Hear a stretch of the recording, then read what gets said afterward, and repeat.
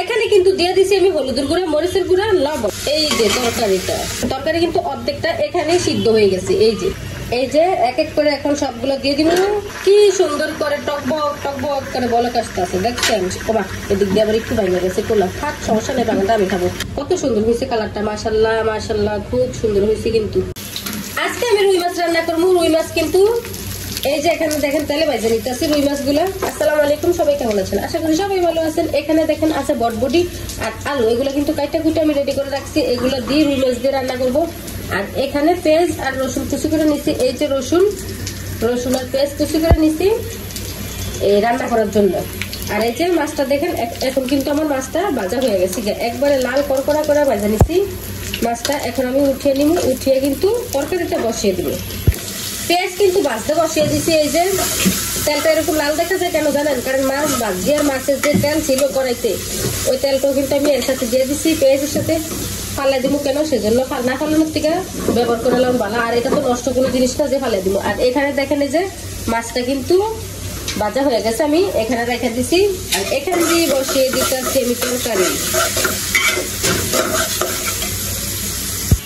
এখানে কিন্তু পেস্টটা আমার ভাজা হয়ে গেছে। এখন কিন্তু আমি জিরা বাটা আর রসুন বাটা দিব, দিয়ে কিন্তু আরেকটু ভাজা নিব মশলাটা এই তেলে।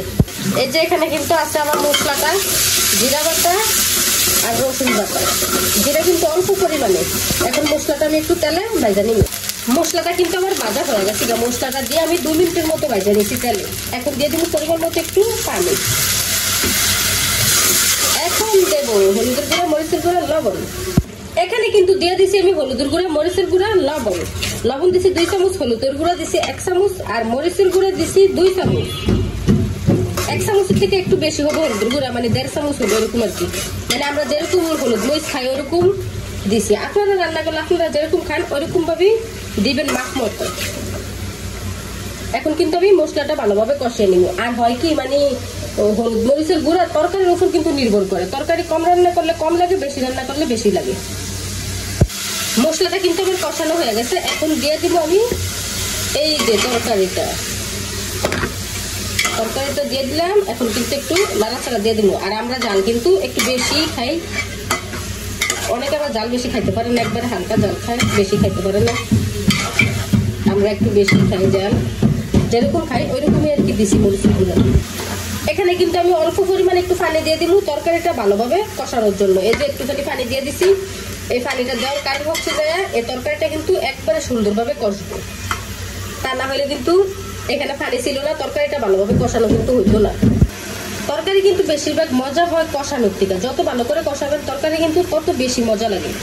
এই যে তরকারিটা আমার কষতে আছে, দেখেন কত সুন্দর করে। এটা কিন্তু আমি একবারে এই ঝোলটা শুকনো করে নেব, শুকনো করে কষিয়ে নেব। তারপরে আমি বাকি ঝোল দিব। ফিরে এলাম 10 মিনিট পর। আমি কিন্তু 10 মিনিট পর আসছি। আইসা দেখি দেখেন আমার তরকারিটা কিন্তু খুব ভালোভাবে কষানো হয়ে গেছে গা, ঝোলটা একবারে শুকনো হয়ে গেছে গা। মাঝখান দিয়ে কিন্তু একবার আইসা দেখে গেছি যে হয়েছে কিনা, দেখি হয় না, আর একটু কষানো লাগবে। এখন আইসা দেখি কি সুন্দর কষানো হয়েছে। দেখছেন তরকারি কিন্তু অর্ধেকটা এখানেই সিদ্ধ হয়ে গেছে। এই যে অর্ধেকটা কিন্তু এখানেই সিদ্ধ হয়ে গেছে। এখন কিন্তু আমি দিয়ে দেবো পরিমাণ মতো জল দিয়ে দিলাম। এই জলটা বলক আসার পর কিন্তু আমি মাছটা দিব।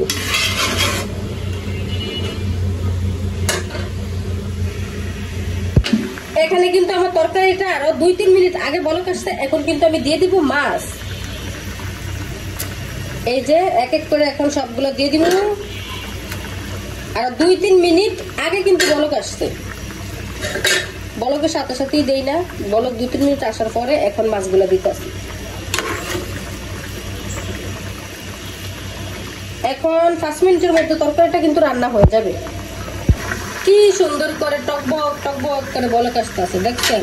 তরকারির কালারটা কিন্তু এদিক দিয়ে আবার একটু বাইরে গেছে কোলা। থাক, সমস্যা নেই, বাগানটা আমি খাবো। তরকারির কালারটা কিন্তু সেরকম। রান্নাটা কিন্তু আমার হয়ে গেছে গিয়ে। এখন কিন্তু আমি চুলাটা বন্ধ করে দিব। এই দেখছেন কত সুন্দর হয়েছে।